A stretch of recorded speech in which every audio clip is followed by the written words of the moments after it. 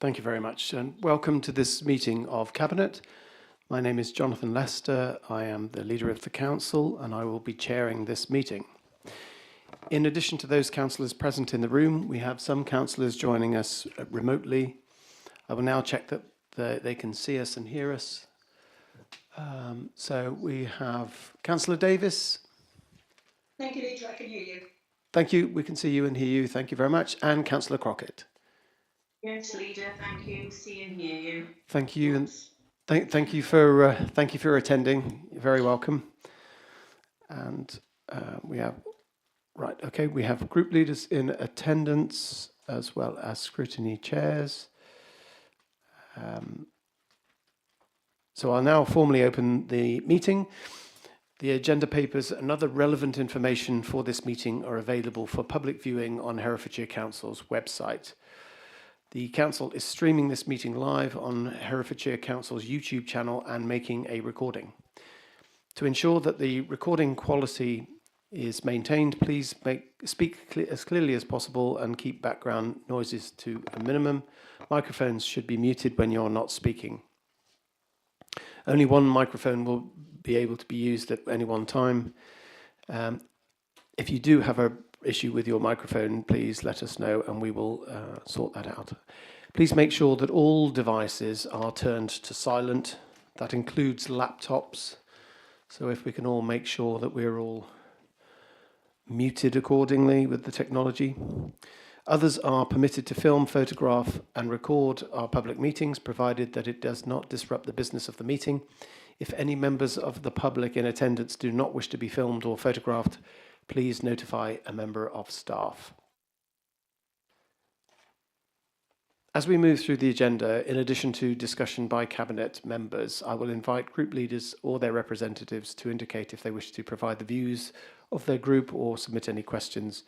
Where appropriate, I will call on scrutiny chairpersons to comment. Voting will be undertaken by Cabinet by a show of hands. Only Cabinet members physically present in the room may vote, but seeing as we have all Cabinet members in the room, that's not an issue. Okay.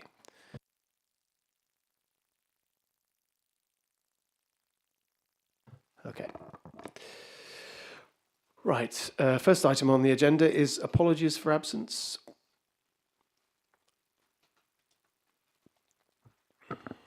We've had apologies from Councillor Toynbee.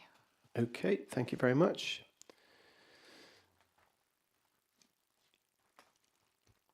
Agenda item 2 is declarations of interests. Are there any Table A, Table B, or any other interests for items on the agenda today? Councillor Hitchener? Yeah, Chair. Leader, in the interest of full transparency, I wish to declare that I have an interest in the question I'm asking about the bypass paper at item 9. It is not a registrable interest. I live near where the road may be built. I'm no different to anyone else in the area, and I do have a dispensation to speak and take part in all meetings that discuss the matter. Okay, thank you. That interest is noted, that you live within the vicinity of the proposed road. Okay, Councillor Powell. Thank you, Leader.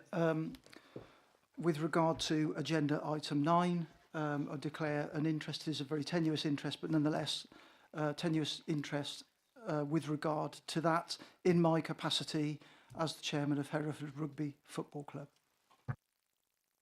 Thank you, Councillor Powell. Can we just pause for a second, please, because we're having some technical difficulty.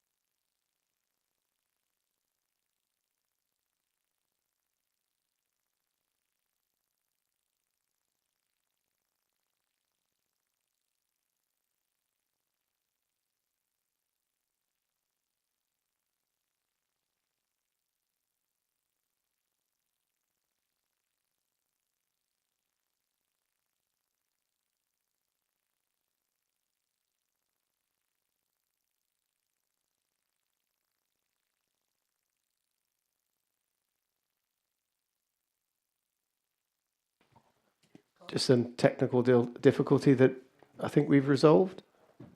Have we resolved it? Please bear with us while we fix it.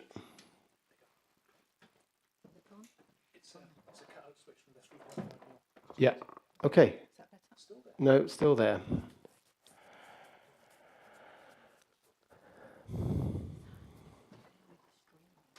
Stop streaming. I think we stopped streaming live and we can put it up later. Coming through on the stream. John's confirmed that the echo isn't appearing on the stream. Oh, right.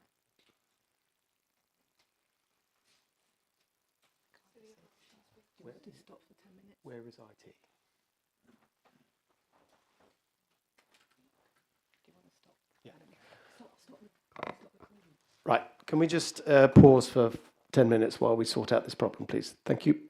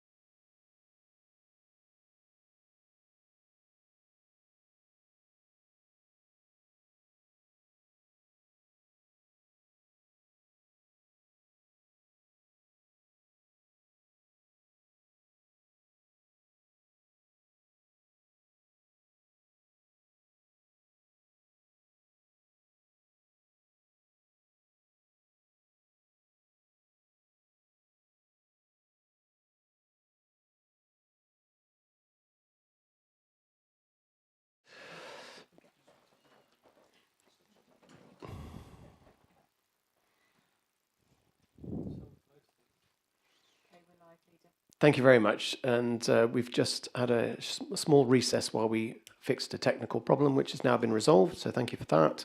So we're up to agenda item 3, which is the minutes of the previous meeting held on the 5th of June 2025. No matters of accuracy have been notified to the monitoring officer.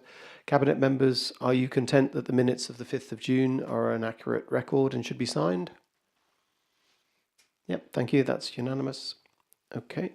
So agenda item 4 is to receive any questions from members of the public. Members of the public have the opportunity to submit questions to Cabinet in writing ahead of the meeting. We have received 7 public questions. for this meeting, and the responses have been published as a supplement to the agenda papers. Those who have submitted a question have been given the opportunity to submit a written supplementary question or attend the meeting and ask their question in person. Supplementary questions are to be no more than a minute in length and must include a question. So I will now ask the clerk to confirm if a supplemental question has been received. Thank you. We've got 4 public supplementary questions, 1 in person and 3 written. Would you like to do the in-person first, Leader? Yes, please. Okay. The first question is from Mr. Milne.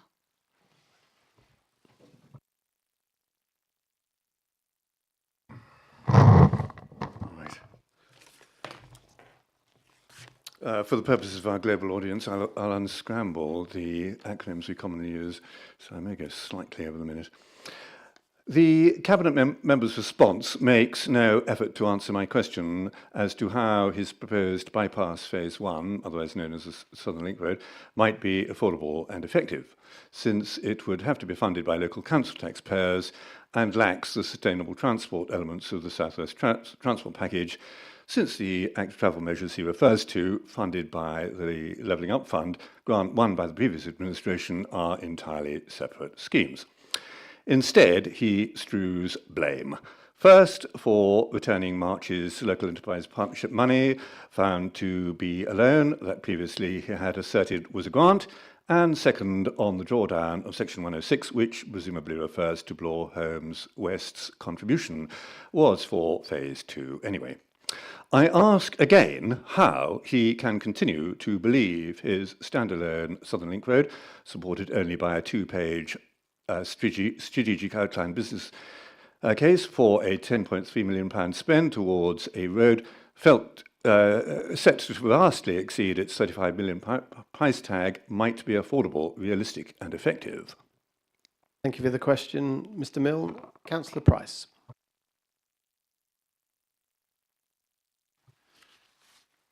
Thank you for your question, Mr. Milne. I'm sorry, I just don't understand where your thinking is on this. I have clearly been involved with the various iterations of getting the bypass to where it is over many years. We've gone through lots of iterations of funding, of BCRs, of affordability. Is it the right thing? And each time that we look at it and go forward comes even more problems that means that we must deliver the infrastructure to make Herefordshire a place where traffic, people can live their lives, jobs will go, the economy, everything along those lines. I really find that your questions on the Southern Relief Road, the Phase 1 bypass, are now getting to a point that you're making the same point over and over again. This county has to move on, and we are trying to do the best to move this county on in all aspects of what goes on in this county. If we'd have built the bypass 5 years ago, it would have cost considerably less money than it is going to today. I've made the points that you've raised because they are relevant to, I'm not choosing the bits that you wish to choose, I'm choosing the whole thing in the round.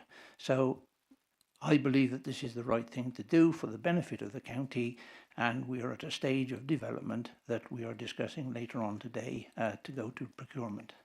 I know it won't satisfy you as an answer, but that is my answer to you. Thank you. Thank you very much, Councillor Price. Next supplementary question. The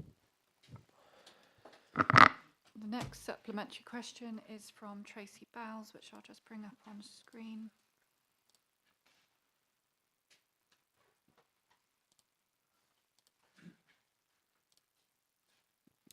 The question is for Councillor Price. The original South-wide transport package cost was 35 million, with the road costing 27 million. Herefordshire is now paying 35 million for a standalone Southern Link Road, which in order to detrunk the current A49 will have to be built to national highway standard for a 60-mile-per-hour road ending at a 4-armed roundabout. With the increase in road building costs and a much higher road design spec, what is the impact on the council's value for money return on investment and benefit cost ratio calculations compared to the original BCR of the South Wye Transport project, where many of the benefits were attributed to the non-road components of the scheme, and how likely is it that a 60-mile-per-hour road can be built for just 35 million? Thank you very much for the question. And if I can ask Councillor Price to answer. Thank you, Tracy Bowes, for your question. Standards for construction have not changed since the original SLR design was undertaken, which would have also had to comply with the design manual for roads and bridges and had approvals from National Highways. It is correct to say that the construction of Phase 1 will cost more than it would have in 2019.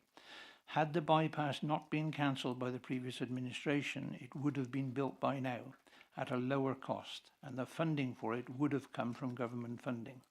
The decision to cancel the bypass resulted in the government funding being returned to the local enterprise partnership, who redistributed the funding to other projects across the Marches Lep and not to projects in Herefordshire. Early contractor involvement will assist the council in narrowing down the construction cost estimates. Before any money is drawn down to fund the construction of the scheme, a revised detailed business case will be prepared outlining the cost-benefit ratio of the proposals to enable an informed decision to take place. The work to develop this business case is currently being undertaken and will be informed by the further design work proposed in this procurement. It is taking time to complete the new transport model and to test the scheme and the future housing growth through the model. Therefore, the current benefit cost ratio is not available. Thank you. Thank you very much, Councillor Price. Do we have any more supplementary questions? The second supplementary is from Mrs. Morieska. This is for Councillor Stoddard. Question is, congratulations to the Council Finance team on the improvements made in respect of managing Herefordshire's finances. However, despite this improvement in reporting income and expenditure, the Cabinet member has admitted that today's key decision will be uninformed. He is unable to show that the road provides value for money. Cabinet has no justification for investment in a standalone Southern Link Road project, as much of the information needed to inform a business case is not available. The Cabinet member is unable to even confirm that the presumed benefits of the Southern Link Road exceed the costs. So how can Cabinet today approve expenditure of up to 10.3 million capital on this project? Thank you for the question. And Councillor Stoddard, if you could answer that question, please. Thank you, Leader. Thank you, Mrs. Moraski, for your question. The decision to commit £10.3 million to fund the preparation of the scheme and the development of the business case to inform the construction of the scheme was taken by Cabinet in March 2024, and so this report does not commit any further council funding but merely states how the council is delivering the proposals already approved. That decision was well informed and went through due process. A review of the scheme has identified that there are opportunities to take advantage of more modern construction methods in ensuring value for money, and therefore today's report seeks approval to bring on board a contractor who is able to refine the design and provide a more informed estimate of cost. Any robust business case needs to understand the costs of a proposal in order to inform its ratio to benefits, and therefore it would be entirely normal for a project of this type to progress designs to a stage that enabled the confidence in costs to inform the full business case. Thank you. Thank you very much, Councillor Stoddard, for answering the question. Any other, one more supplementary? Yes, last supplementary is from Mr. McGowan. Up on screen is the context to his question, but his actual question at the bottom is in bold saying, so are elected Cabinet members confident signing off 94% when conference completed may be nearer to 0%? And sorry, that's for Councillor Powell. Councillor Powell. So the statutory measure is about the timeliness of the delivery of review child protection conferences. And our data is that our timeliness is currently at 94% for that statutory measure. So yes, I personally, and therefore Cabinet, should be confident in signing off that that 94% timeliness of review child protection conferences is accurate. Thank you very much, Councillor Powell, and thank you for that assurance. Right, next item on the agenda is agenda item 5, which is to receive questions from councillors and any supplementaries that may follow. So we have questions from Councillor Hitchener and Councillor Proctor. Councillor Proctor, do you have a supplementary question that you wish to ask? I do. Shall I go? Please go ahead. Okay. Thank you for the initial answer, which I have to say I found a little disappointing. The Public Art Commissions have been a rare success and incredibly popular in the city and presumably in the wider county. The council selected the locations, it commissioned the artworks, and it should have taken steps to ensure that the substrate was satisfactory, and it's very disappointing that Cabinet members is attempting to shift responsibility onto the building owner. Where we're left is that a piece of artwork has been destroyed and will never be able to be replaced. Has he apologised to the artist, and would you like to take the opportunity now to do so, and to the people of the city and the county? Can he assure us that it will be replaced with work of equal quality as soon as possible? And what assurance can he give to the other artists involved in the commissioning and the people of the city and the county that the other artworks that were commissioned as part of this scheme are all safe? Thank you for the question, Councillor Proctor. Councillor Price.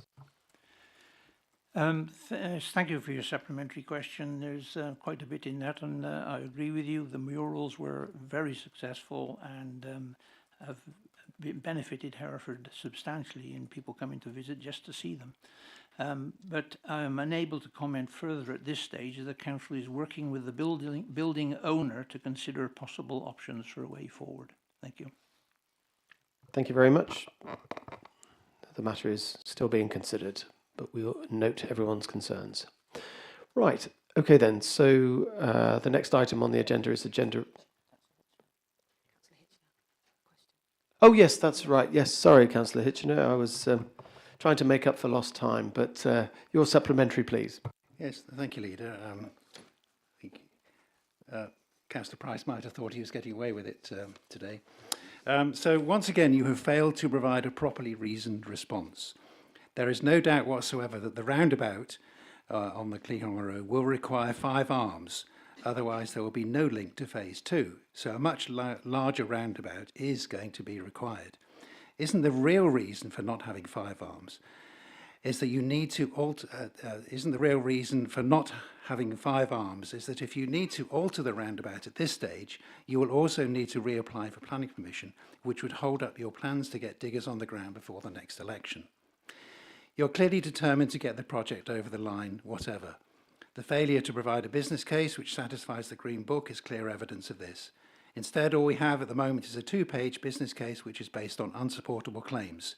We are now promised something less than Green Book, but we're not quite sure what. Much is made of the detrunking of the A49 through the city. In fact, this is a key reason for favouring a western route over an eastern one. Given the undue haste in getting diggers on the ground, can the Cabinet member assure the public that the road is being built to a standard that Highways England will accept? And is this assurance from Highways England in written form? Thank you. Thank you for the question, Councillor Hitchener. Councillor Price. Yes, thank you for your question, Councillor Hitchener. Where do I start with where we're at? We have planning permission to build the phase 1. When we have the design for phase 2, which is being worked on, and we'll have the outline case for this middle of next summer, we will know how we will join these two together. At this moment in time, it has always been proposed that we start with the roundabout that is on the design for the previous SLR, and as such, the roundabout can be elongated as and when phase 2 comes on board, which does not have planning permission yet, but when it does, we will then know exactly what to build, what land will be needed to come forward. It is this council's ambition to build the Western Bypass in total, and as we progress, as I said before earlier today, pressures are now coming in new directions as each year goes by for the economy, housing, road infrastructure, and many other infrastructure projects, and we just have to keep up pace with it. It is no good going back over the same ground time and time again. The plan is to build a 4-arm roundabout that has the capability of expansion. That's where we're at, that's what we intend to deliver, and that's what is the phase 1, which we are looking at later on this afternoon's meeting. I can't see anything more. You know the answers. I've answered it before, and to be honest, I think that it's time that we look to move on rather than just go back over old ground. Thank you. Leader, the second part of my question was about assurance that Highways England will adopt this road. Highways England are not Highways England, they're national highways, and national highways and our officers meet regularly. I'm not quite sure, I'll just ask Scott Tompkins, how often do you meet? Quarterly with their task force. Quarterly with their task force, and this is constantly updated as we move forward with the design over the next 12 months. You will find that highways, national highways, will be supportive of the way that the phase 1 is built, and it will be to the adoptable standard for national highways to take on as the A49 in future. Thank you. Thank you, Councillor Price. You can't get clearer than that. Okay, next item on the agenda is agenda item 6, which is reports to scrutinies, but as no item on the agenda has gone to any scrutiny committee, there are no reports to receive from scrutiny committees. So that moves us swiftly on to the agenda item 7, which is the Children's Improvement Plan Phase 3. The purpose of this report is to present Cabinet with the Phase 3 Children's Services Improvement Plan for endorsement by Cabinet. The item begins on page 11 of the agenda pack, and I also believe that we're in for some very good news to boot. Councillor Powell, can you introduce the item, please? Thank you, Leader. Before I do introduce this agenda item, Cabinet, I would like to start by announcing the very positive news that on Monday of this week, Employment Panel confirmed the appointment of Tina Russell as the Permanent Corporate Director for Children's Services. So my congratulations to Tina.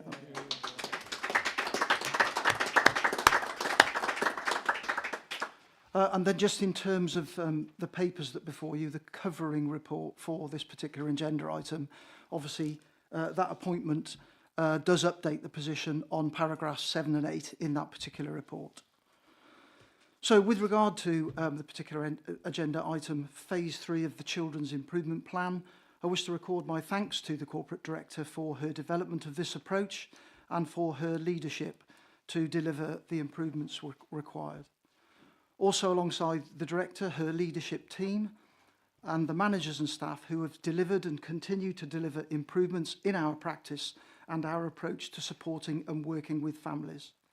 You will have seen in the appendix the detail of the progress made against the outcomes in phase 2 of the plan. And also we have identified where further areas of work need to be delivered. And those, of course, are taken forward and included in the detail of the phase 3 plan. In producing the plan, we've been cognizant of key legislation, statutory guidance, the independent review of children's social care, and the published government response called Keeping Children Safe, Helping Families Thrive. And consequently, we are in a good position to develop and implement the government's Families First programme. This phase 3 plan has at its heart our children and families, how we can support them to meet the challenges they face and achieve the best outcomes for children. The plan reinforces our restorative strengths-based approach, and it sets out our tripartite approach to how we will monitor progress. Those through our key performance indicators, our case auditing, and gathering the views and experiences of children and families who we work with and support. I would like to take this opportunity to thank those who have shared their experiences with us. We introduced this process in September 2024, and at the end of March 2025, over 100 families had done so. Of course, we continue to extend that, and in the first quarter of this year, a further 54 families have also shared their experience. Overall, they are reporting consistently positive views. 87%, rising recently to 89%, reported being able to share their views. 80% understood why they had a social worker. 80% feeling that the intervention met all or most of their needs. And 80% reporting professionals worked well or really well together. For all of those families, your feedback is really important to us. It helps us to improve how we can help make a difference. We cannot continue to deliver improvements on our own, and so my thanks to our partner agencies who remain committed to supporting us on our journey.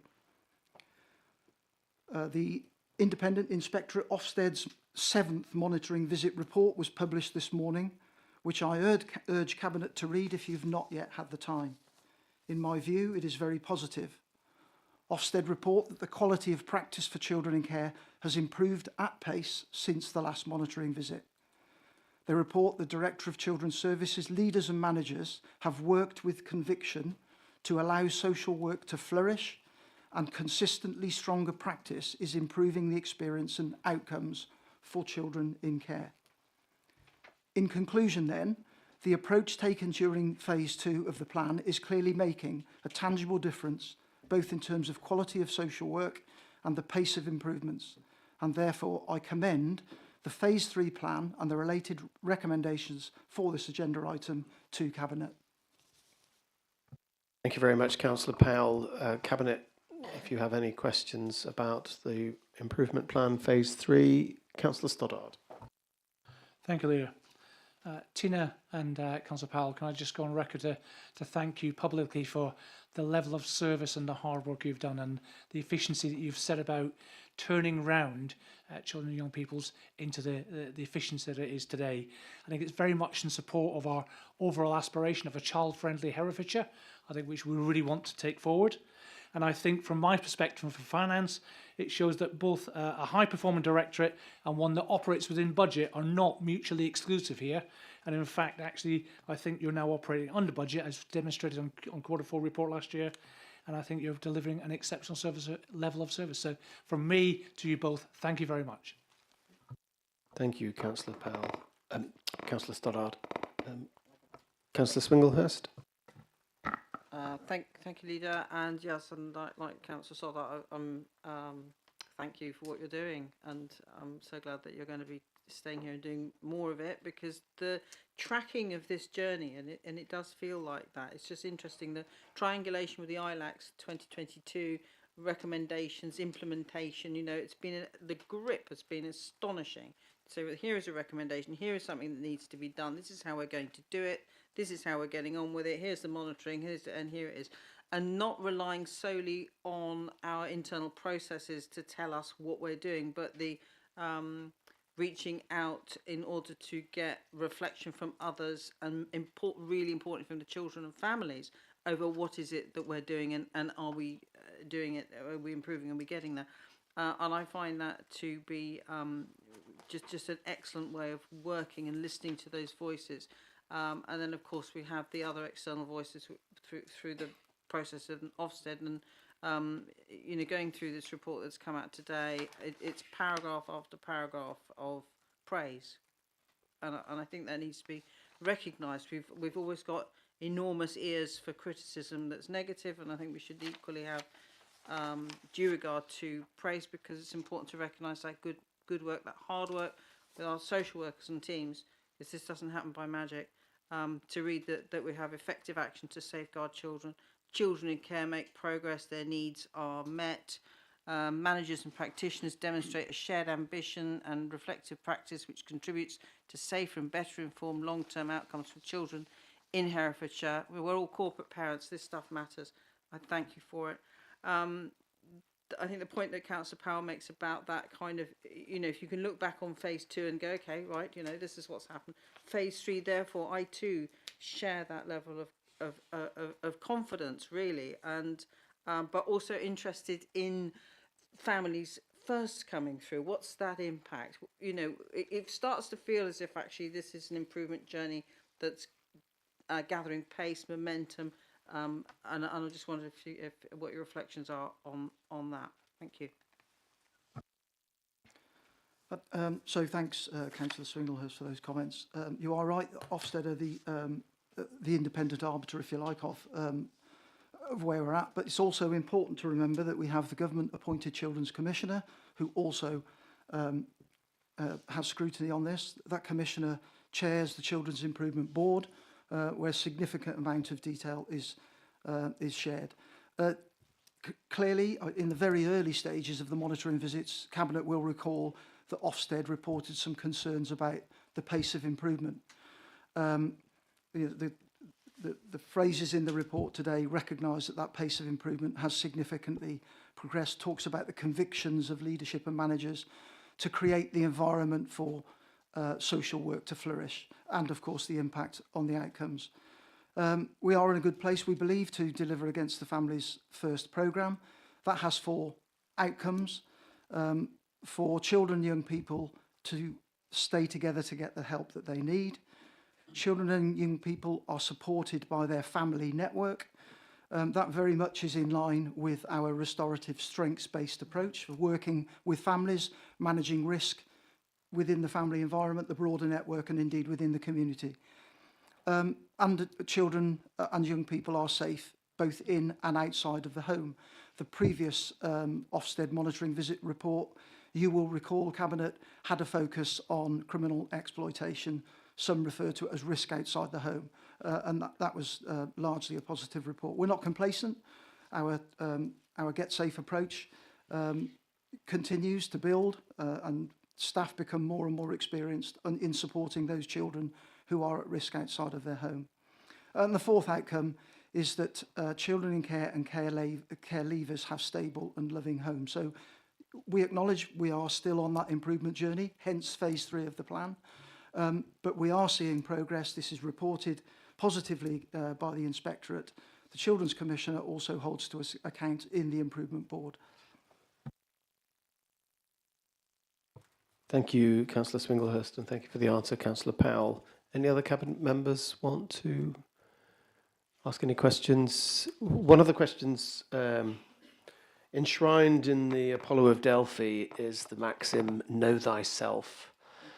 And I think one of the key routes to improvement is to actually have an accurate picture of where we're at. The letter from Ofsted, the 7th monitoring visiting report, is glowing in terms of how we're looking after children and the outcomes are really positive.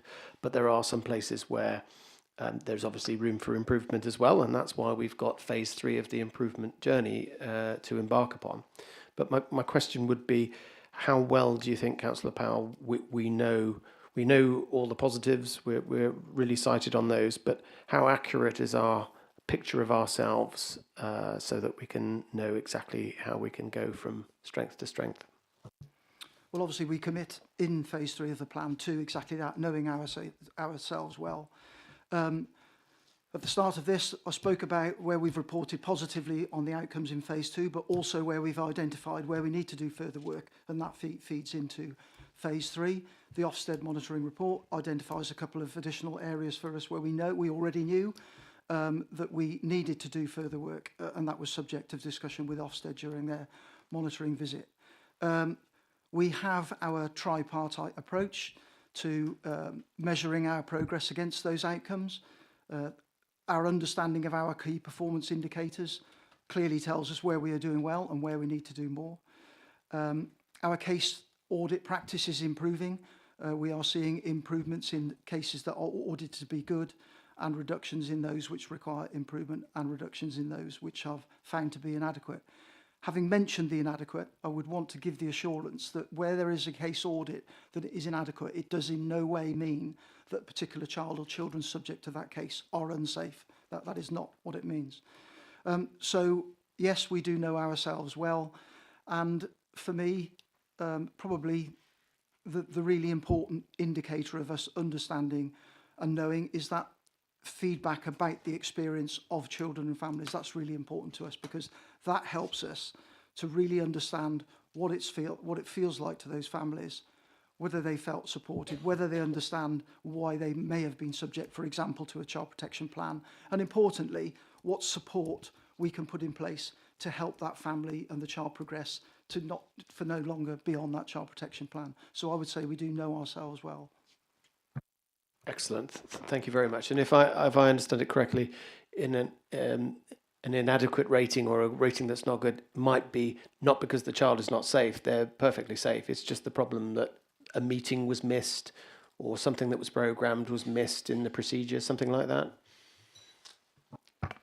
Yeah, the important point is that it will not be inadequate because a child or children is not safe. It is about the way in which practitioners perhaps engage. It may have been the detail of a plan perhaps wasn't written in a child-friendly way, or the family didn't understand the detail. Those kinds of things are what we seek to audit and understand so that we can continually improve. Okay, thank you very much. Any other questions from Cabinet members? If not, I will go to group leaders who wish to speak. Councillor Harvey. Yes, thank you, Leader. And Independents for Herefordshire are really pleased to acknowledge the sound progress that's been made on delivering the improvement plan. Much better data being gathered across the piece and much greater confidence in the quality of that data. This is an improvement journey that's moving forward on an incredibly broad front, and that's a really tough thing to do. So as a group, we're very supportive of the progress that's been made, and don't underestimate the difficulty in delivering on that and making the improvements stick. There are many areas where sound progress has been made, not the least of which is the 50% reduction that's being shown in the reports that we have in front of us in agency staff over the period, which not only is good for social work and for outcomes of families, but also means that we're delivering on the financial side of things, which is an important dimension of acquiring a grip on the way we deliver this service. So well done to everybody involved in that. As a group, we do remain concerned that there are some sort of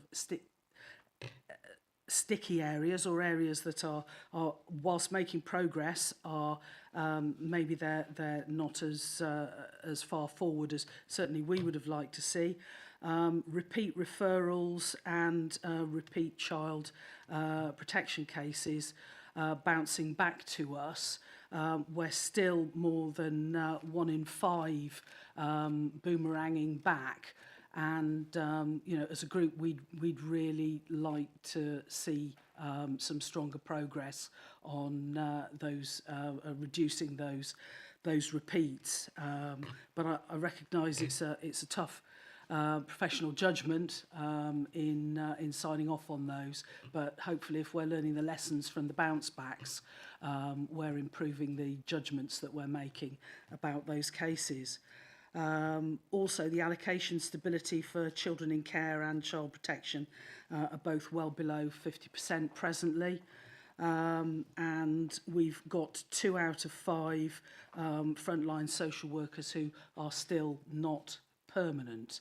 But overall, we see a very positive picture here, and you know, it's good to hear that on the finance side of things, Councillor Stoddart and the team are keeping a really close eye on making sure that the overall delivery of the 4-year programme is going to be sticking within its financial envelope. So well done, and thanks to everybody involved.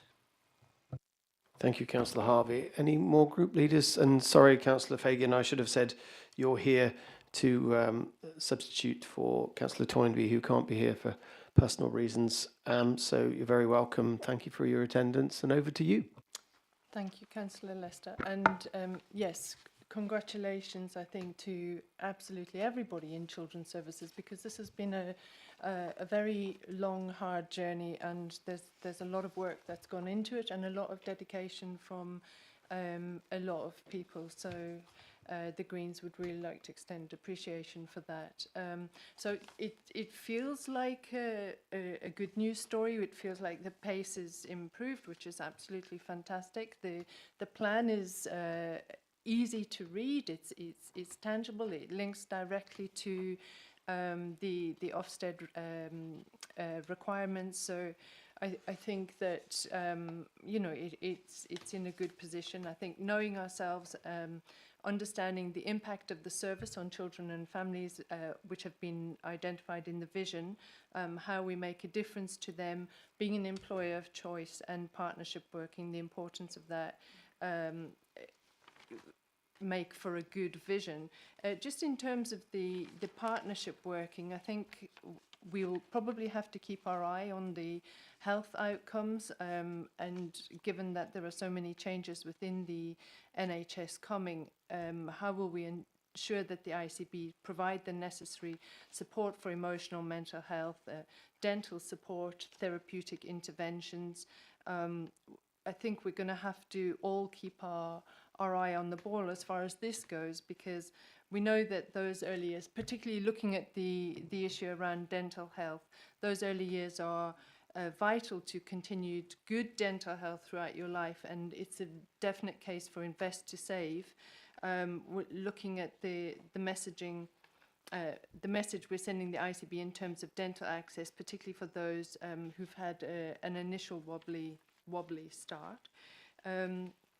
It would also be quite helpful to see how the key performance indicators provided in the plan actually compare with England and statistical neighbours. Now, I understand that the what Councillor Powell has said about, you know, this is our own journey, but I think it is particularly helpful just to see those comparators so that we know where our journey stands in comparison to our statistical neighbours.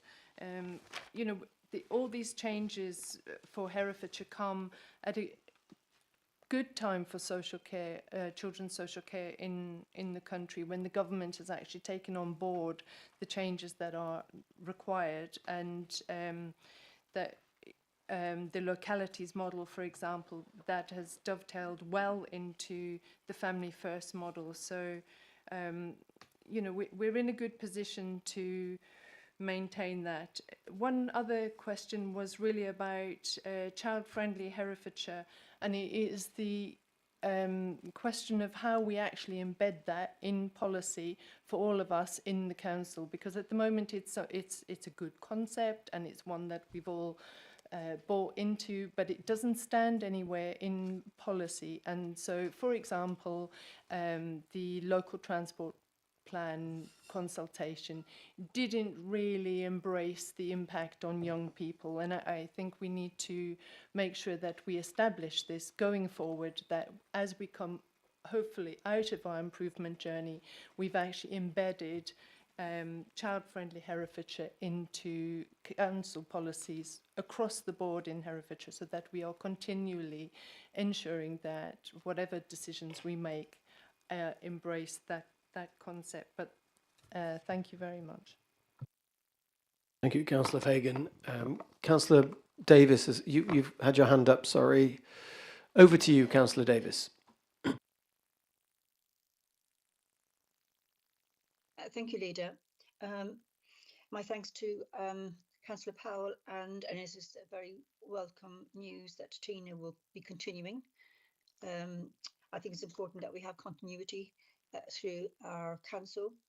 I welcome this report today, and I'm particularly pleased to see the improvement made within children and young people's during phase 2, and believe that phase 3, which resets actions for improvement, integrates national programmes like Family First, and emphasise quality assurance through KPIs, audits, and user feedback is a significant step forward.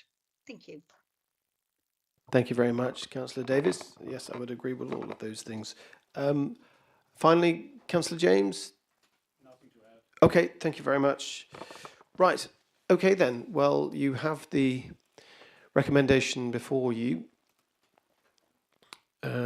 It's to endorse phase 3, and it's to also authorise the permanent corporate director for children and young people in consultation with the leadership team to undertake the plan and to send it to Ofsted as part of the ongoing service monitoring. So are we all in favour? Excellent. Thank you very much. That's unanimous. We move on to agenda item 8.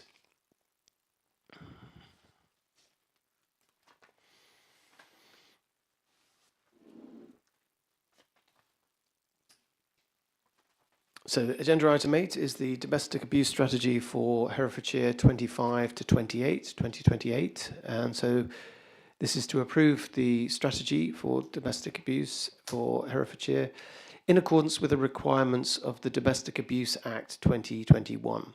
The item begins on page 67 of the agenda pack, and I will now ask Councillor Gandhi to introduce the item for us. Thank you, Councillor Gandhi. Over to you.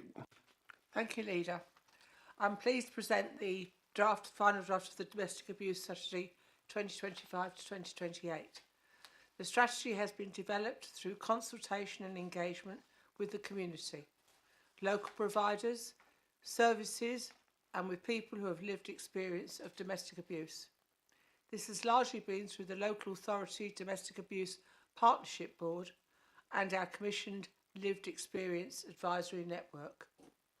The Domestic Abuse Act 2021 made it a statutory requirement that all local authorities develop and publish an up-to-date strategy to be reviewed on a 3-yearly basis. Engagement with people with lived experience of domestic abuse and victims continues throughout the year via the LEAN network, and that is the advisory network. Information gathered through engagement activities and events will be used to inform future service delivery, local policy and practice. The Domestic Abuse Needs Assessment is appended to the strategy. This is also a statutory requirement of the Domestic Abuse Act 2021 and will be reviewed and refreshed annually. Alongside the needs assessment, Safe Lives conducted a review of the domestic abuse system in Herefordshire in 2024. Findings from this review have been included throughout the needs assessment and the final strategy. The Safe Lives review also included consultation and engagement with people with lived experience and professionals from a variety of agencies. The strategy sets out a vision for Herefordshire, which is to be a county where domestic abuse is not tolerated and where everyone can live free from abuse and harm, and that people with lived experience of domestic abuse, including children, are able to access the right support at the right time. The strategy has 4 overarching priorities. 1 is improving the awareness and prevention. 2, improving understanding of domestic abuse and support services. 3, to improve joint working and coordination across services. And 4, to hold perpetrators to account for their behaviour. An action plan has been developed incorporating a number of outcomes below each priority. I'm confident. Sorry, I'll just think. An action plan has been developed incorporating a number of outcomes below each priority area, and the local partnership board is responsible for monitoring and measuring progress against these outcomes.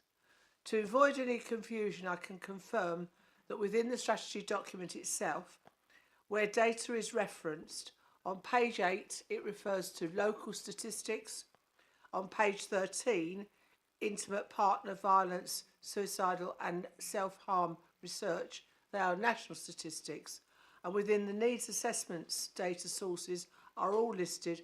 All the statistics used within this document relate to Herefordshire unless otherwise stated.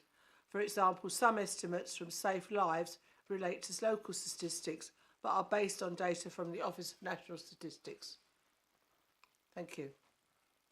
Thank you very much, Councillor Gandhi. And Cabinet members, this is a really important strategy to have, as Councillor Gandhi has highlighted, absolutely essential. Should not be tolerated, any domestic abuse should not be tolerated, and it's great that we've got our own strategy to focus the council's efforts on addressing this very serious issue. Did any other cabinet member want to make any points? Councillor Swinglehurst. Thank you, Leader. Thank you, Councillor Gandy. Yeah, I think the thing that really struck me about this strategy is the way you have engaged with and captured that lived experience, that authentic voice. It's so important. It's really informed and enriched, I feel, the strategy. So well done for that. Obviously, it's incredibly important subject. This impacts families, society, as corporate parents. It's something that we should be, very, very concerned about and very involved with the quality of the strategy. And it's important to recognise that. There are a couple of things that you're doing, which I noted with really, I think, important improvements. I think in a way we're looking at stuff. The sanctuary scheme, it's always been something that's grated that there isn't an assumption, who stays, who goes in a household where there is domestic violence, and that is a really, really good scheme to give options to remain in the home to victims. The other thing that is growing that knowledge base about what it is, what is abuse, particularly when you talk about coercive. That's the understanding, trying to get that understanding out there in society is really important.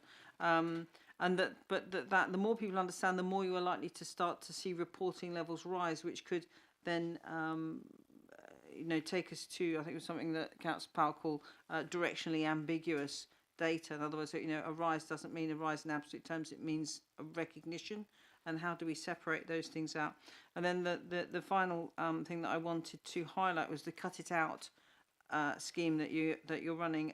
That's such a good scheme. And I'm wondering, are you taking that forward and trying to grow that, get it everywhere? Is that in the plan? And also, how would a business listening to this, how do they register an interest and how do they get in touch? Thank you. Councillor Gandy. Thank you, Councillor Swinglehurst. I absolutely agree with all that you said, particularly the Cut It Out scheme. I actually went on the scheme myself, although I'm not a hairdresser or a barber, but I took the decision to do so. And it was really interesting to listen to the comments made by people who, such as hairdressers, barbers, etc., who have sometimes a much more intimate relationship with their clients than we do, and hear things that other people would not necessarily hear.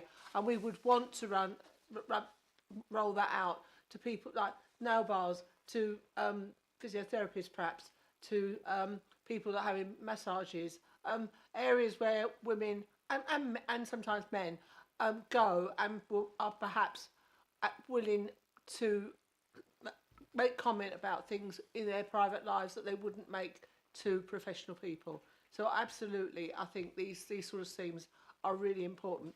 And I also agree that for me, seeing an increase in numbers, I would see as a positive thing, because it shows that we are getting the message out there, particularly over coercion, the message out there that this is something that people should not have to deal with. It's not something that is normal. You do not have to put up with this. This is something where people can help you. So yes, some of that may be an increase in domestic abuse, but I would believe that there is a lot of people out there who are suffering from some form of domestic abuse, but are too frightened or just do not know where to go. And I just think that we need to put this out as far as we can to ensure that people come forward. Thank you very much. Yes, Councillor Stoddart. Thank you, Leader. This is the conclusion of a significant piece of work by a very passionate Councillor Gandy and the Community Wellbeing team. And I'd like to congratulate Councillor Gandy for that passion that she's displayed in bringing this through, which became very, very apparent to all members at the PGC the other week, which I thought was very well handled and very handled in a sensitive way. And I believe this strategy that her hands are very much all over is well thought through and detailed, and I think will bring extreme candour and support to very vulnerable members of society. So well done, Councillor Gandy. Thank you. Thank you very much, Councillor Stoddart. Councillor Powell. Thank you, Leader.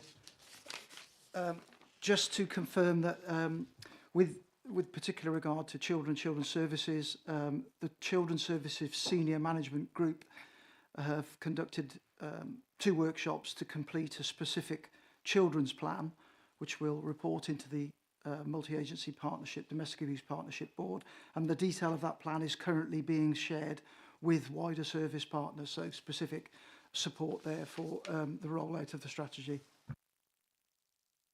Thank you very much, Councillor Powell. Any other points to raise? If not, just a pause. Sorry, councillors, I at the last item, there were some comments made by group leaders that I just wanted to note. I've noted down.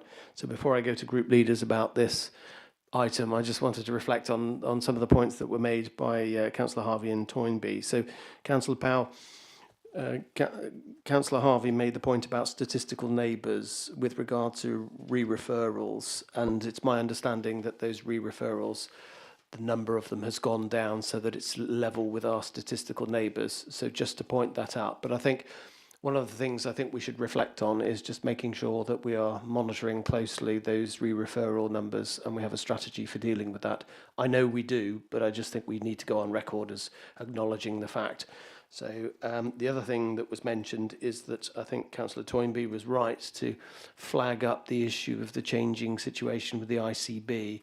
And I know that we were talking to the head of the ICB in Cabinet about making sure that there's continuity of service despite the fact that the ICBs are being asked to change and to save money and to reform. So I think what I'd be after is your reassurance that we're on that in view of the fact that there is a seismic change happening with the ICB. And then finally, the point that I think was really well made that we must, as a cabinet, really push for is the fact that the notion of child-friendly Herefordshire must be embedded into all of the decisions that we're making from now on. And so I think that we should be reflecting on how we can just reinforce that message when it comes to any consultation, be it transport, be it the virtues of a bypass or whatever you want. You know, how is that going to be child friendly? So I think it doesn't really deserve any reflection other than we'll note that as things to take away and embrace in our moving forward. I don't know if you wanted to add anything to that, but. Just as a bit of further assurance, particularly around, so a couple of points.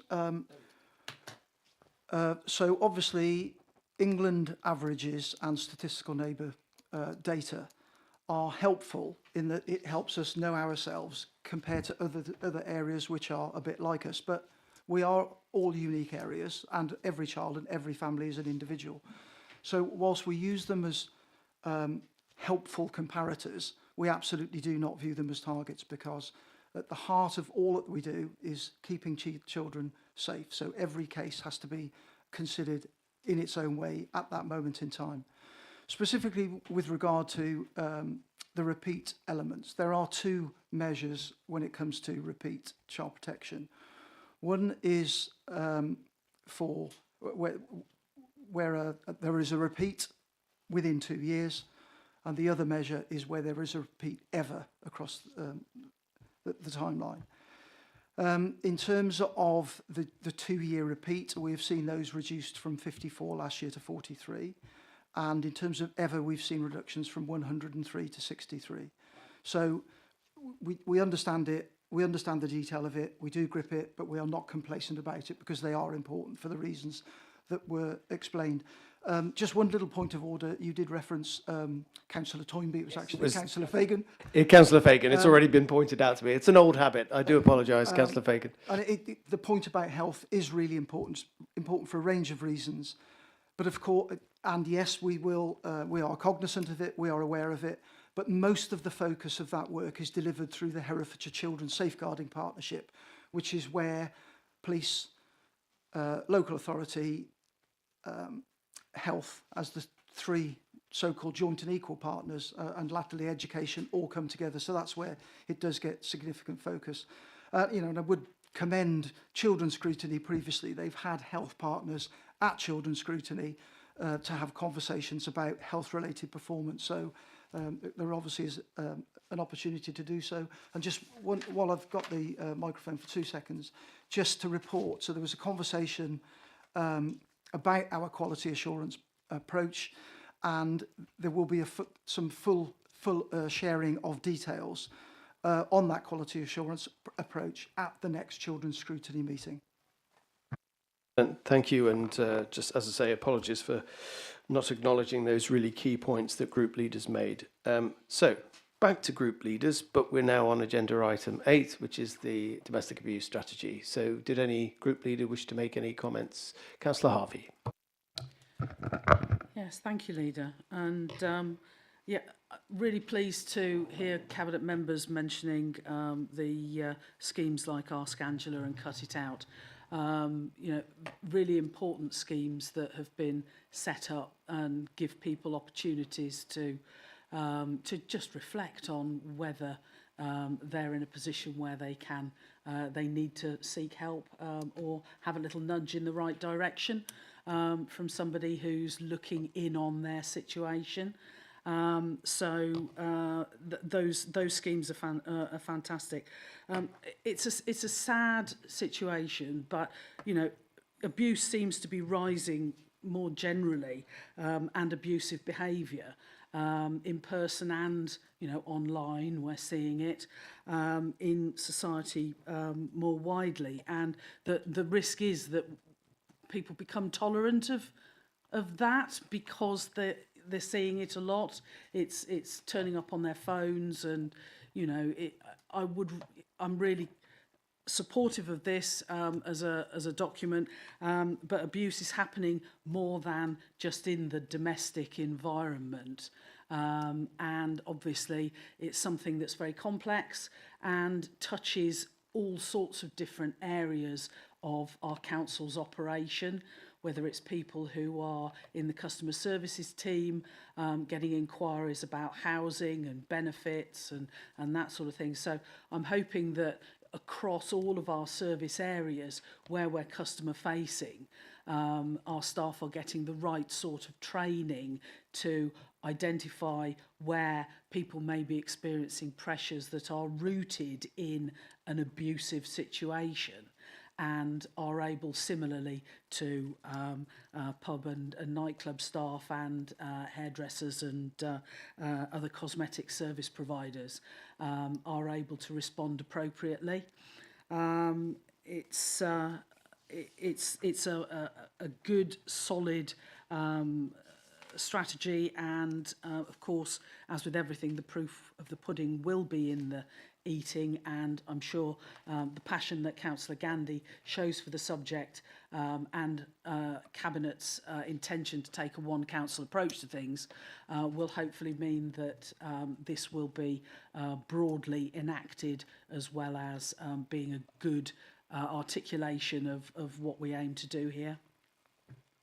Thank you very much, Councillor Harvey. Councillor Toynbee. Councillor Fagan, thank you. I'm doing it again. My apologies. If you were on screen over there, I'd be all right. But sorry. That's fine. I'll remind you if you slip again. The Greens wanted to extend appreciation again to everybody who's helped develop the strategy. It's an important strategy, and we agree with what Councillor Harvey has said, that the rise in kind of abuse generally is really quite worrying in our society. In fact, our society could do with a more relational approach to how we interact generally, not just within children's services. But I just wanted to raise awareness of the fact that actually there is a local sexual assault referral centre in Worcester and Gloucester, but not actually in Herefordshire. And I just wondered if we might be able to try and encourage our health partners to establish a sexual assault referral centre in Herefordshire. Also, the Police and Crime Commissioner survey, which is online at the moment, if there's a way that the council can actually help promote that. The issue about housing, it's a big one. We know that we've kind of generally got a housing crisis. We know that we've got enough housing for the situation in terms of domestic abuse and those families that need to leave. Is that something that we need to put as a priority?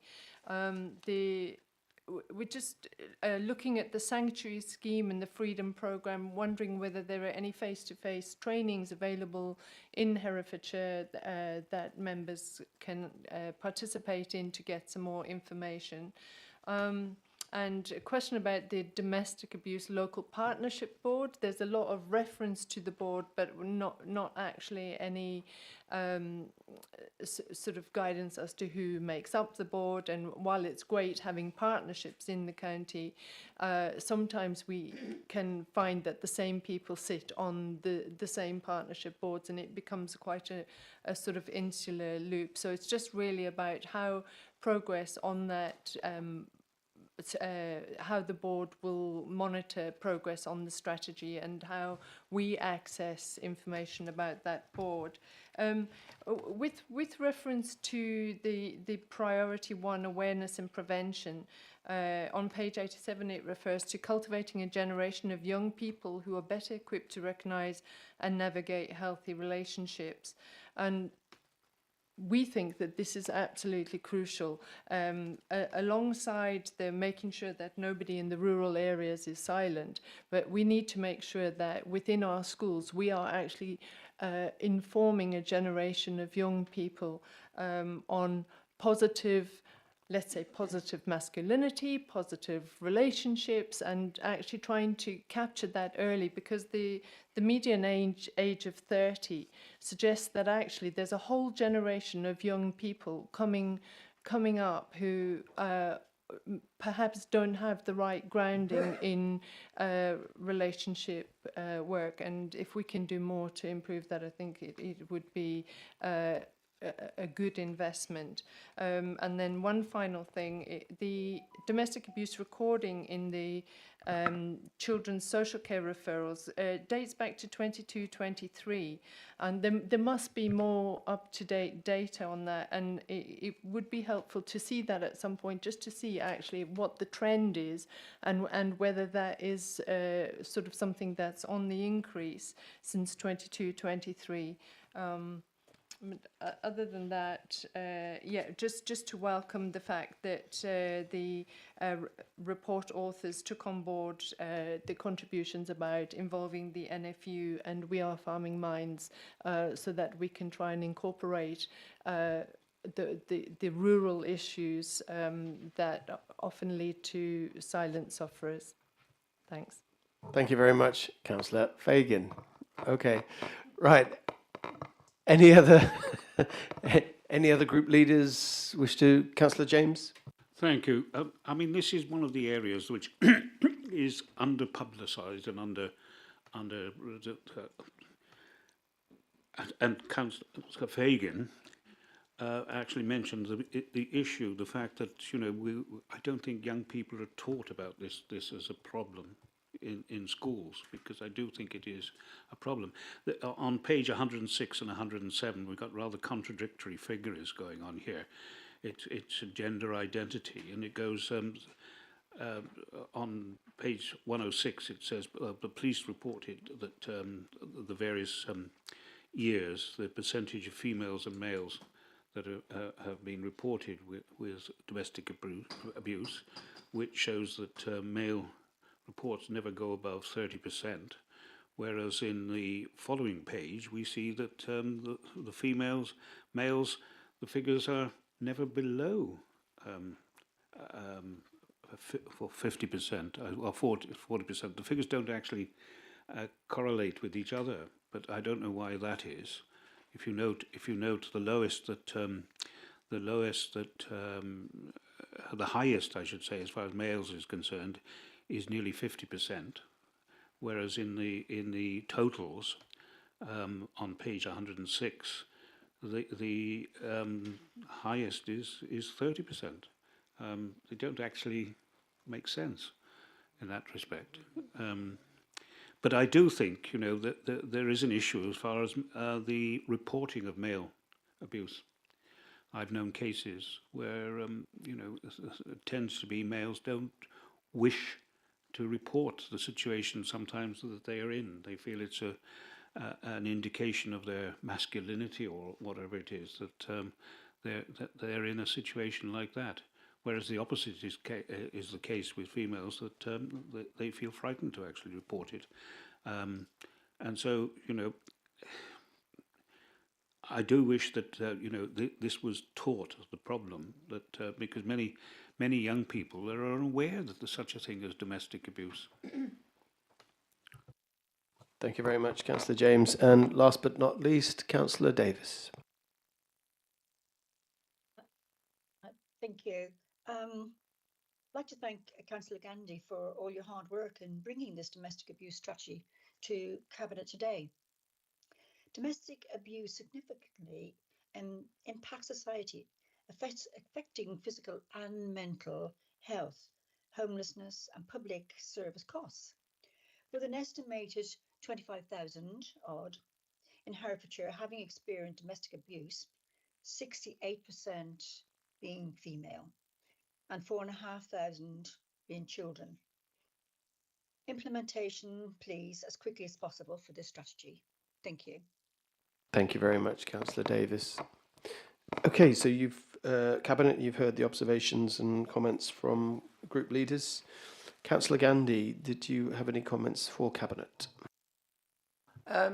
Yeah, just a couple. First of all, with the comments that were raised with regards to the incidence of the potential incidence of abuse towards our own staff, they are logged and routinely monitored by our internal health and safety committee. So, you know, providing the member of staff reports it, it will be logged. We also, with regards to victims of domestic abuse, they do receive priority in terms of housing, so we make sure in that way. At this point, I think I would like to pass to Councillor Powell, because he has more information regarding the SARC project than I have, because I think he set it up in the first place and might be able to give some information on some of the other points. Thank you very much, Councillor Powell, resident expert in more than one field. If you can advise Cabinet accordingly. Yeah, so in fairness, it was some while ago, but I did indeed deliver the project to deliver the Sexual Assault Referral Centre, which is in Worcestershire, as Councillor Fagan has explained. And also there is what is known as a spoke to that in the north of West Mercia Police Force area. The project was delivered at the police force area level.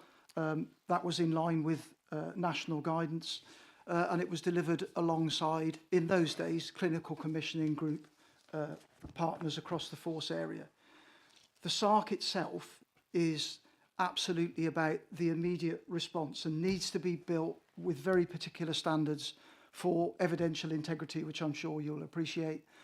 And as part of that immediate response, there will be what were known as crisis response nursing support to victims who attend either of those locations. The paediatric service is even more specialist, and that is actually commissioned at a West Midlands level. As part of the whole rollout of the process, we extensively engaged with victims and support organisations, and of course we were working with national guidance. West Mercia policing area is a really significant area, and we were specifically concerned about the travel time for people who needed to access the service. However, it is a fact that when victims have the confidence they are being treated professionally and that the building they are going to will support them in the way that they need support at that media time, protecting the integrity of the investigation, that actually overrides the concern about the distance. In terms of the ongoing support to victims, that is commissioned to be delivered much more locally to where a victim lives, or indeed to where they might choose to go and access that service. So whilst the location of the SARC is geographically has to be in a place, the services that sit and wrap around it are delivered more locally, and all of that is governed and reviewed at the West Mercia Strategic Sexual Assault Board, which is hosted by the Police and Crime Commissioner and delivers against what is the NHS England strategy for the provision of support to survivors of sexual abuse and assault. Thank you for that clarification, Councillor Powell. And it's just, which is fortunate that you have experience in these matters that are dealt with strategically in your various capacities. So thank you for that.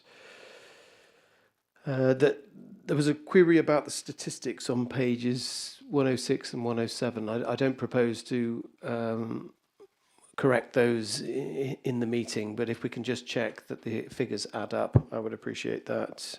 And I think the points, we can get those statistics checked. And then I think one of the key points that's surfaced from the feedback that we've got is just general awareness of these issues and general awareness with the younger generation coming through the schools. So I think that's a really, really important point to emphasise. So, Councillor Gandhi, how would you encourage a greater awareness in schools about the issues that this strategy focuses on? My understanding is that the government is about to introduce within the curriculum a whole raft of measures starting from primary school around respect for one another, around abuse, about and all the things that young people need growing up in order to try to avoid some of the things that have been going on in the last few years that have got worse as a result of social media.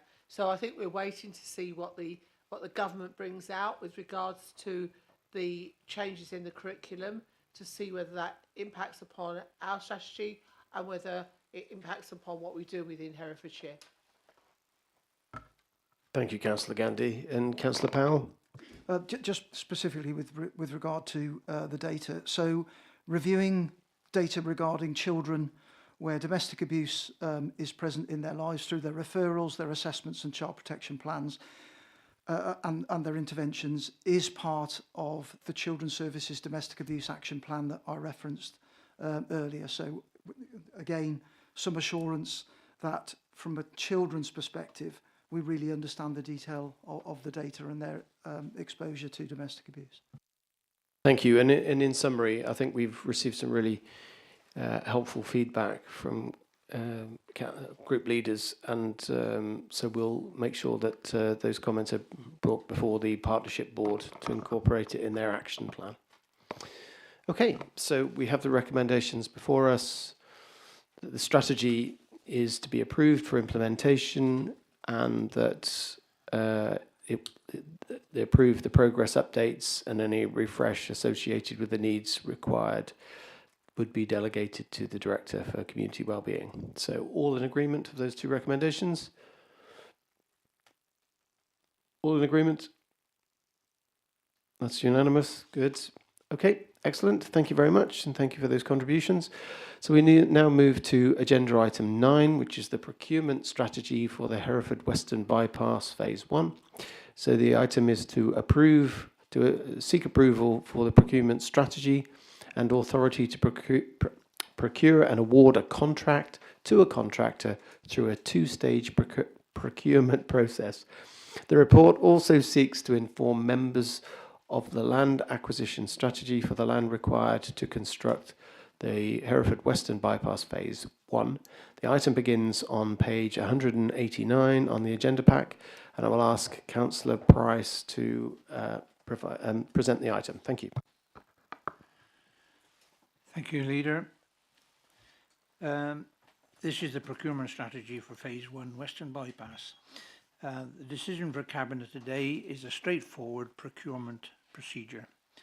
This report is seeking approval of the procurement strategy and authority to procure and award a contract to a contractor through a two-stage procurement process, utilising a pre-construction services agreement for design and enabling works with the option to accept a bid from the contractor for the construction works under an NEC4 engineering and construction contract, subject to further governance and budget.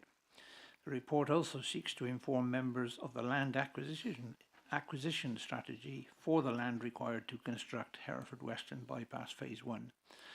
Officers have completed a design review of Phase 1 of the bypass, and it has revealed that for the most part, the original design of the SLR, the Southern Link Road, is still good, and only minimal changes or updates are required to get the scheme to construction.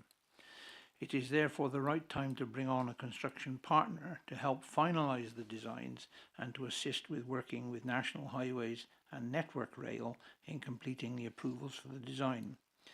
This early contractor engagement will assist us in bottoming out the construction cost estimates, so that when we are ready to make a final decision on drawing down the funding for construction, we have a full business case in place for members to consider, including the benefit cost ratio. Current financing uses the £10.3 million agreed by Cabinet and Council. The report in March 24, which authorised spending of the £10.3 million, was comprehensive, open and transparent, and clearly set out the rationale for the decision to progress the development of Phase 1. £30 million was put in the capital budget for delivery of Phase 1, agreed by full Council, with only 5 members voting against, so clearly the majority of Council expect this project to proceed as laid out. Before funding for the construction of the Phase 1 is drawn down, Cabinet will consider a full business case which will include a benefit cost ratio as well as a comprehensive narrative around the benefits of delivering the scheme, so that the Cabinet will have assurance of the financial viability, value for money, and my screen just shot up.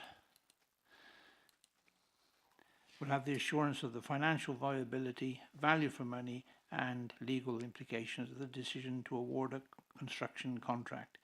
There is no requirement for a further business case with regards to the current decision to procure a contractor to provide early contractor engagement. A useful PGC was held on the 7th of July with many questions asked and answered at the time by officers. I would propose we accept the recommendations as laid out. Thank you, Leader. Thank you very much, Councillor Price, and turn to Cabinet members for any comments. Please note, though, that if there's any, make sure that your comments do not relate to the appendices because they are exempt from the report, and if you wish to discuss them, we would have to go into private session. So please bear that in mind when you are making your contributions. Any comments from Cabinet members? Councillor Stoddart. Thank you, Leader. Thanks to Councillor Price for bringing this to us today. All I can say is let's go on and do it. Couldn't have said it better myself, Councillor Stoddart. You read my mind. Any other comments from Cabinet members? I'm sure we're all very clear on where we stand on this particular issue. So then, if not, I will ask group leaders if they wish to make any comments. Councillor Harvey? Yes, thank you, Leader. After having had a very cordial series of inputs on behalf of my group, I'm really sorry to have to spoil things now. And it's not honey anymore, it's a little bit of vinegar, I'm afraid. As far as this is an approach to procurement is concerned, Independents for Herefordshire don't have a problem with the approach being suggested, and hopefully it will avoid the problems and shortcomings of the procurement approach that was undertaken last time round. So I guess that's going to be good news. I think fundamentally our problem remains whether two wrongs make a right. Late in the day, we've had background papers published and associated with this as a decision to be taken, referencing a cabinet decision back in March 2024, which committed to releasing £30 million of local people's money to deliver on this road, with no more evidence to back it up than 2 pages of widely spaced text, and no evidence that the scheme is going to be delivering an improvement for city traffic or representing value for money. And what we've had today is further Jam Tomorrow promises from Councillor Price that you're in no better position to be able to make this decision based soundly on evidence today than you were when you took that decision back in March 2024. But we're promised that sometime next year we will have a value for money business case, not because you think the people of Herefordshire deserve it, because this is their money, but because you hope to go cap in hand back to government and say, give us some money to help us build the Western Relief Road. And it's really disappointing that you don't feel that that Herefordshire people deserve a similar level of financial justification for you proceeding to spend this money now. But you recognise if you're going to be able to spanner any money out of central government, you will have to jump through those hoops. Independents for Herefordshire continue to support evidence-based decision-making, and frankly, you have not delivered the evidence to justify the decision to proceed to spend millions of pounds of local people's money pursuing this scheme. Lots of people out there say they want to have a bypass. What my group members as elected representatives want to be assured is that that bypass will have its Ronseal moment. It will actually deliver what you're saying it's going to. And so far, you just haven't provided the evidence to justify that. And you keep going round and round the buoy on, you know, tweaking and twiddling your traffic modelling. I don't know whether it's to come up with the right answer or whether, you know, it's just a really complex thing that's taking a long time to build a model that's going to deliver a robust set of evidence and justifications. But whichever, we're still missing it now. And here you are, wanting to proceed to procure an approach to spending that 30 million on top of the 10 million that you've already got in the other line in the capital programme.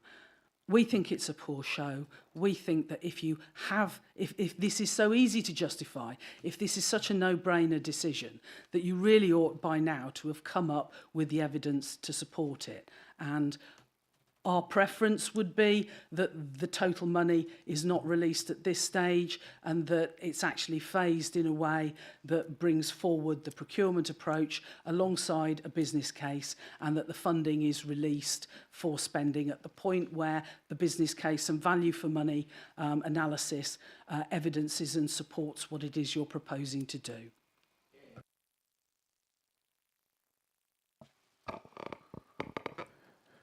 Thank you, Councillor Harvey. Any other group leaders? Councillor Fagan. Got it right this time. Thank you, Leader. The Greens agree on the issue of the business case, and we would like to see a value for money business case. There are various points that have been made, but basically, we would also like to have the around the delegated authority and transparency. Can the Cabinet confirm that all decisions by the Director of Economy and Environment will be taken in full consultation with the Cabinet and the Section 151 officer, and will be fully documented and accessible to members? I have actually just lost my page, so I'll just go to the notes on the paper here. Which was about the compatibility with our climate and ecological emergency. Is there anything in the plans that suggests that the construction of this and the procurement will actually take on board our commitment to net zero. So issues like wildflower verges, have these been taken into consideration? Land bridges, will there be active travel infrastructure on this first phase of the bypass? As we've discussed, will there consideration be made for children and young people in the county that perhaps they might be able to use this road as well? I realise that these are additional costs, but it comes back to the value for money business case. Yeah, and then also about KPIs, will we actually have any KPIs in place that will be able to guide us to make sure? And unfortunately, I did actually just close the file. I didn't just lose it. I closed the file, but with the bit on the KPIs. I'll see if I could possibly come back after Councillor James, but it was reference to the. Okay, hold that Thank thought, you, and thank we'll you. come back, Councillor Fagan. Councillor James. Thank you, Chair. Leader. This faith in business cases, as someone who's produced numerous business cases, I can tell you can produce a business case for anything virtually that says it's a sound business proposal, and it's not the opposite. It's a naive to think that there's some ultimate business case out there that tells you. What there is the overwhelming majority of the public want this to happen, and they are sick to death of all the shenanigans around trying to stop it happening. The criticism, I'm afraid, of the current, the administrations in past is that they've faffed around too long in actually getting it done. But the public are very much in favour of it. The last election, virtually everywhere else in the country, the Conservatives lost most of their seats. They didn't in Herefordshire because of this one issue. People are sick to death of being treated like children, patronised. If we're not careful, we'll end up like America, where they've elected a moron to the presidency because they've got sick to death of the Democrats patronising them, telling what's best for them. The public know what's best for them, and the sooner we get on and do it. Thank you, Councillor James. Councillor Fagan, are you ready to come back? I am. Yes. Apologies for that, and thank you very much. The other points that were raised were, have we learned the lessons from past infrastructure projects? So the City Link Road, what lessons have we learned, and how are these being applied to phase 1 procurement, risk management, stakeholder engagement? Then there was also the issue of confidence in pricing and design process. So is the Cabinet confident that the design stage is sufficiently developed to allow a reliable indicative price for phase 2? And also, what is the likely margin of error in indicative pricing, given that we know that infrastructure projects sort of can mushroom beyond control? Then there was also the issue of financial sustainability and central government funding. So what is the likelihood that central government funding will be required to deliver the full Western Bypass? I mean, we hear that is highly likely, but given significant borrowing already undertaken, what safeguards are in place to avoid further cost burdens being passed on to Herefordshire council taxpayers? The issues with Network Rail and national highways, do we know what the key causes sort of for the delay in that current progress is? And are there escalation mechanisms in place to resolve any interagency bottlenecks? And then just coming back to the performance management and KPIs. So can Cabinet confirm there's a robust set of KPIs that will be defined and regularly reported for the procurement strategy and the first phase of the bypass project overall. If these KPIs have been developed, can they be shared with members now? And if not, can we sort of actually develop some member-friendly KPIs that look at procurement milestones, award value versus budget variance, number of valid tenders received, etc., delivery of social value promises, and a procurement compliance score which looks supports public accountability and members' confidence in project delivery. Thank you, Leader. Thank you, Councillor Fagan. And last but by no means least, Councillor Davis, do you wish to make any comment or have any questions? Thank you, Leader. Thank you. Well, actually, mine's short and sweet. We feel Hereford and Herefordshire desperately need the Western Bypass, and this report takes us one step nearer to its delivery. Well done. Thank you. Thank you very much, Councillor Davis. Short and to the point, but what an important point it was. Okay, Cabinet members, you've heard the comments from group leaders, and I'm sure you're inwardly digesting them and taking on board the points that were made. I mean, from my point of view, what is really disappointing, in reflection to Councillor Harvey's comments, what is really disappointing for me is that the council had LEP funds in excess of 20-odd million pounds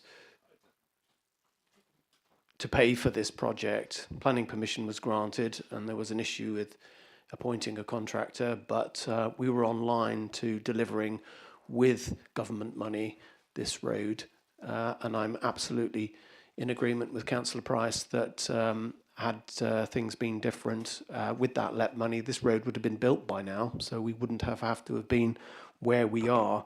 With regard to its justification, the last administration, I think, paid £450,000 on a report reviewing the bypass projects, and the conclusion of that report that they paid for was, well, the taxpayer paid for, I should say, concluded that a transport package with the Western Bypass in it would be the package that would provide the greatest transport resilience for Hereford. So the justification for it is in a report that the last administration commissioned, which the taxpayer paid for, which just confirmed what we were thinking all along.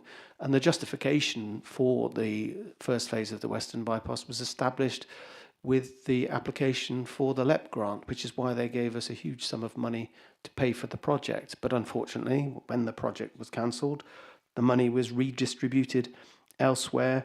And so we're having to make amends for what is a very disappointing situation and a real tactical error for Herefordshire. But never mind, we are setting it straight. We are on course to correct that mistake, and we're committed to making sure that we procure the right company to bring that about. But Councillor Price, I don't know if you wanted to comment any further specifically on that point, but it seems to me that the main issue that was raised by Councillor Fagan is, whilst this process is ongoing, how best do you think, and how best Cabinet do we think that we can update members on the progress of such an important project for Herefordshire? Councillor Price. Yes, thank you, Leader, and for the points you've brought out. You know, we've had to start again with this project, and it's based on the Bevans and Sons report that was bought and paid for in the last administration that says the Western Bypass is the right route. Now, the money that we've got invested in this is coming up with a business case going on past phase 1 into phase 2. And if you remember, those of you who were around all those years back, the active travel measures for phase 2 were very much in conjunction with building that road as well. But in the phase 1, the active travel measures have been taken on board as being delivered through adjacent to the South Herefordshire, as in Home Lacey Road Scheme, Cycle and Trafficway, which was brought forward through the last administration, and we are delivering, and we're delivering this year. Now, I wouldn't start by looking at a road and saying, can I put children on it? You know, the basis of a road is for traffic. Yes, we have to be able to treat children and adults in a fair manner, but phase 1 has always been that we will try and use Home Lacey Road as active travel measures and reduce car usage on it so that we go to Rotherham. Now, when you talk about the local enterprise partnership, if you go back to when we got the funding, not only did we get the funding for that, we got the funding for the local enterprise zone, which there's very, very few about. And that has been a complete success for Hereford, and it's brought a growth in the economy. Now, we then move on to the points about the environment. We are looking for a procurement here of a contractor that will work with us to discover ahead of construction the buildability of the scheme and the environmental impacts it will have. So this is part of the procurement, is to ensure that we do best practice for a major infrastructure scheme that mitigates all of the issues that are encompassed in environmental, BNG and all of those things. On the point of National Highways and Network Rail, we mentioned in answer to a question, we have quarterly meetings with them. That is progressing well, and approvals in principle have been reached. So this is progressing onwards, and as I say, this is just moving the scheme on to a point where before we commit the major spend of construction, we will have the business case in a way that will be acceptable to people who look at it, the business case here and the reasons for doing it. This is acceptable, and it's interesting that even in one of the comments that there's an acceptable, this is an acceptable scheme to the majority of the public of Herefordshire. I don't remember a time when somebody hasn't been saying we need another river crossing, and I can remember Greyfriars Bridge being built across the river. And if anybody knew what it was like before that, it was pretty dire.